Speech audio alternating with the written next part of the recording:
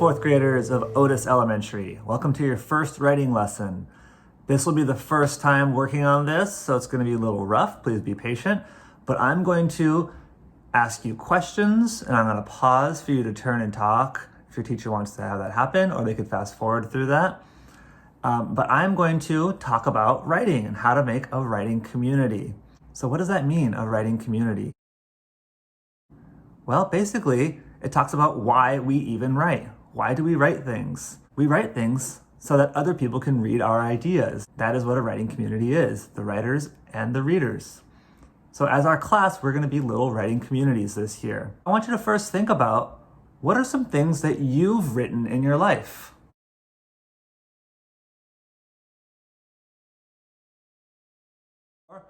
When do you write in school? Outside of school? What are some reasons you write in or out of school? Perhaps your teacher can give you some examples now, or you could discuss and think about that. So to become better writers, we constantly read good examples of what writing is. That helps us get ideas, and it helps us get a sense of what good writing looks like and what it sounds like. So this year, you're going to have a lot of opportunities to hear, read, and discuss with your class and your partners what good writing is. Today, I'm going to read a book aloud. You're going to think and listen about what makes this story interesting. I want you to think what you could do in the Zoom meeting so that you could pay attention the best you possibly can.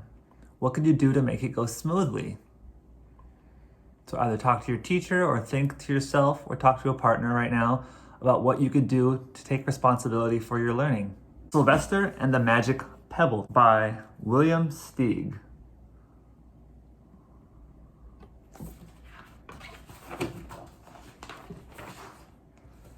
Sylvester Duncan lived with his mother and father at Acorn Road in Oatsdale. One of his hobbies was collecting pebbles of unusual shape and color.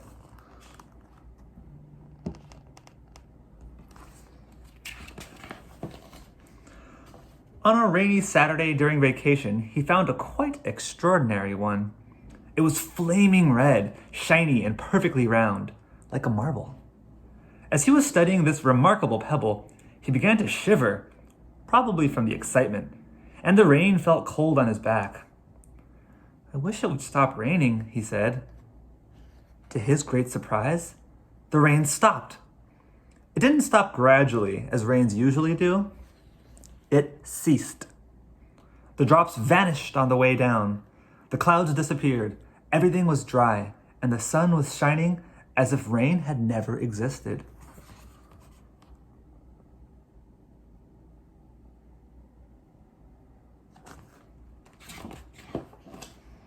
In all his young life, Sylvester had never had a wish gratified so quickly. It struck him that magic must be at work, and he guessed that the magic must be in the remarkable-looking red pebble, where indeed it was. To make a test, he put the pebble on the ground and said, "I wish it would rain again." Nothing happened. But when he said the same thing, holding the pebble in his hoof, the sky turned black. There was lightning and a clap of thunder, and the rain came shooting down.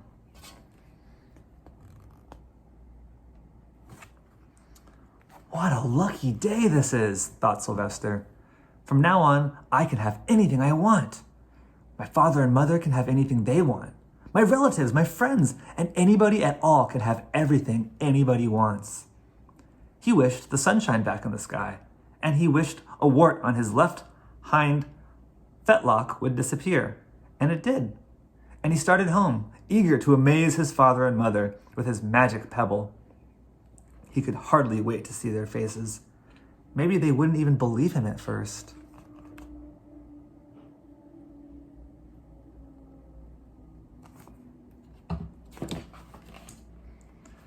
As he was crossing Strawberry Hill, thinking of some of the many, many things he could wish for, he was startled to see a mean, hungry-looking lion looking right at him from behind some tall grass.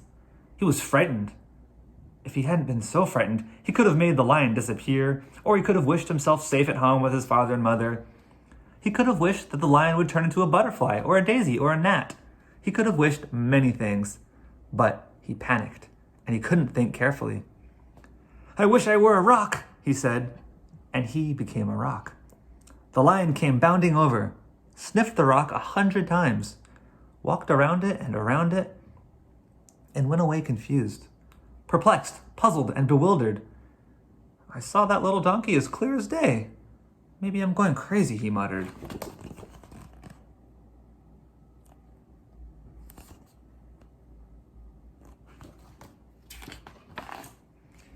And there was Sylvester, a rock on Strawberry Hill, with the magic pebble lying right beside him on the ground, and he was unable to pick it up.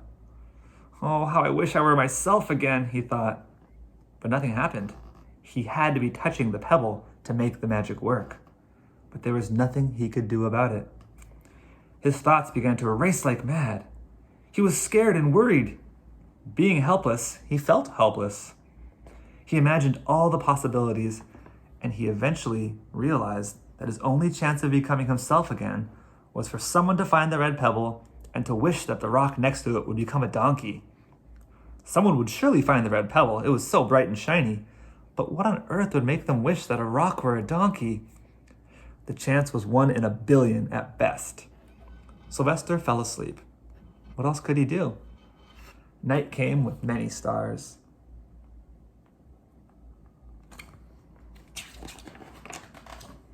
Meanwhile, back at home, Mr. and Mrs. Duncan paced the floor, frantic with worry. Sylvester had never come home later than dinner time. Where could he be? They stayed up all night wondering what had happened, expecting that Sylvester would surely turn up by morning. But he didn't, of course. Miss Duncan cried a lot, and Mr. Duncan did his best to soothe her. Both longed to have their dear son with them. I will never scold Sylvester again as long as I live, said Mr. Duncan, no matter what he does. At dawn, they went about inquiring of all the neighbors.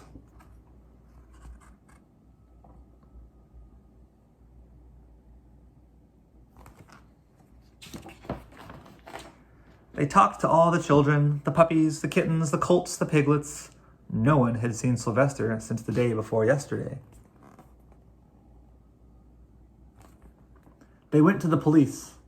The police could not find their child.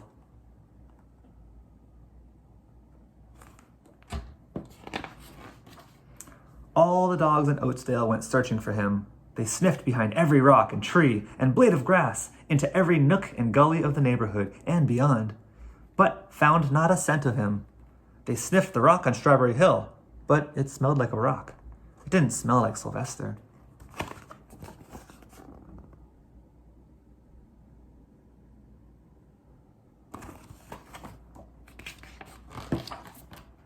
After a month of searching the same places over and over again, and inquiring of the same animals over and over again, Mr. and Mrs. Duncan no longer knew what to do.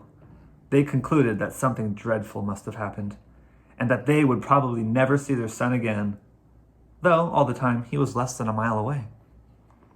They tried their best to be happy, to go about their usual ways, but their usual ways included Sylvester, and they were always reminded of him.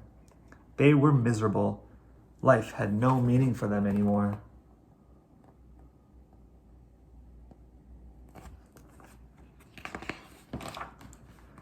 Night followed day, and day followed night, over and over and over again. Sylvester on the hill woke up less and less often. When he was awake, he was only hopeless and unhappy. He felt he would be a rock forever, and he tried to get used to it. He went into an endless sleep. The days grew colder. Fall came with the leaves changing color. Then the leaves fell, and the grass bent to the ground.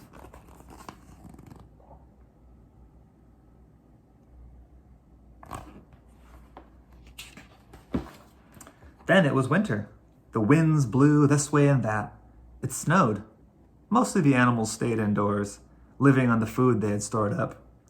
One day, a wolf sat on the rock that was Sylvester and howled because he was hungry.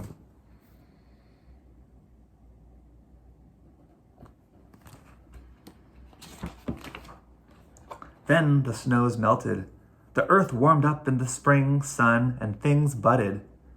Leaves were on the trees again. Flowers showed their young faces.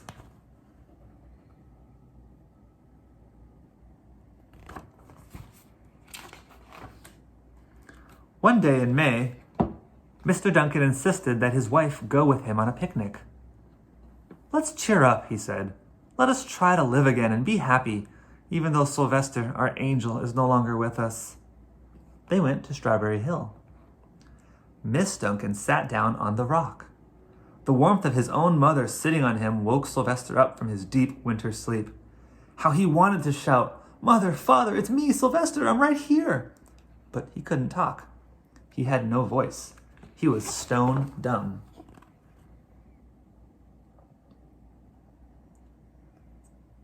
So you can make a prediction right now. What do you think is going to happen? You can share it with your class or another person. Or just think to yourself, what do you think will happen? Mr. Duncan walked aimlessly about, while Miss Duncan set out the picnic food on the rock. Alfalfa sandwiches, pickled oats, sassafras salad, Timothy compote. Suddenly, Mr. Duncan saw the red pebble. "What a fantastic pebble!" he exclaimed. Sylvester would have loved it for his collection. He put the pebble on the rock. They sat down to eat. Sylvester was now as wide awake as a donkey. That was a rock possibly could be. Miss Duncan felt some mysterious excitement. "You know, Father," she said suddenly, "I have the strangest feeling that our dear Sylvester is still alive and not far away." I am, Sylvester wanted to shout. But he couldn't. If only he had realized that the red pebble resting on his back was the magic pebble.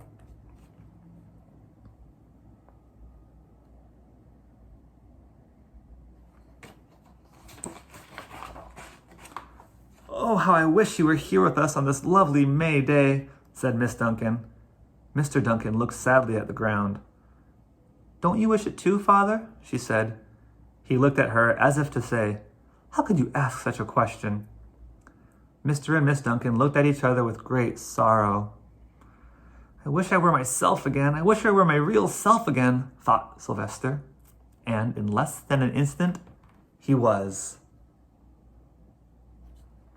You can imagine the scene that followed. The embraces, the kisses, the questions, the answers, the loving looks, and the fond exclamations.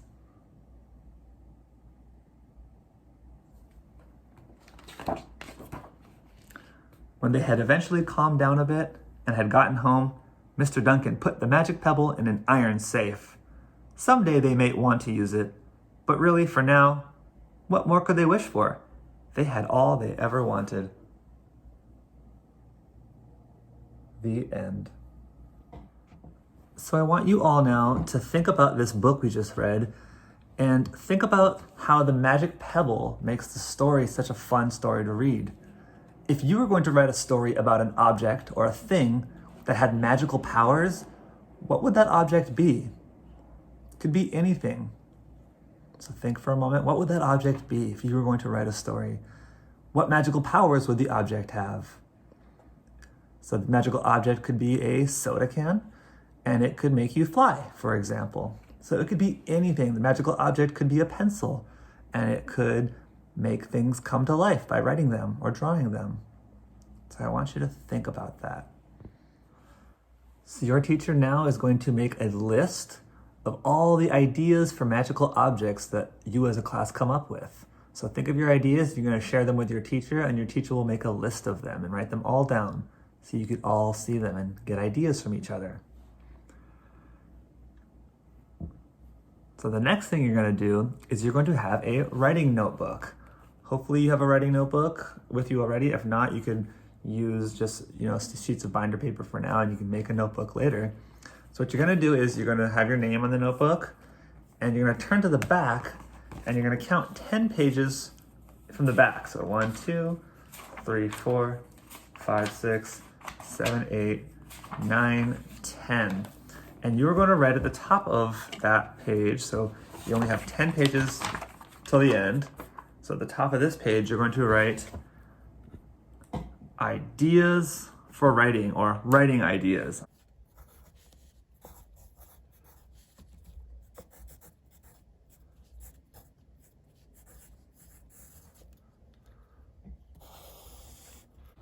Underneath writing ideas, Your first writing idea will be ideas for magical objects.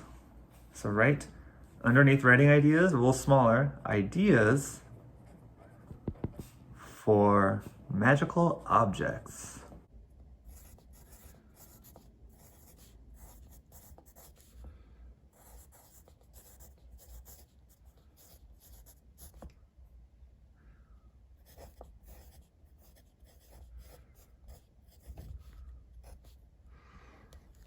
So today your first writing activity will just to be make a list of as many ideas for different magical objects that you could think of. You can use some of them that you came up with in the class or that the class came up with together. Or you could keep adding more and more and more that come from your head. Okay?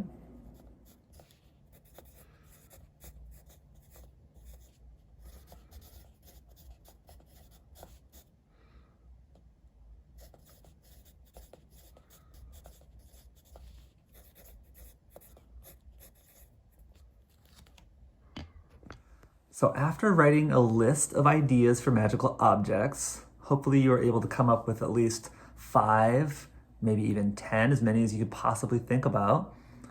I want you now to think, or you're going to talk with your class, what did you like about writing in your notebook today? What did you do to be responsible as a listener and a writer today?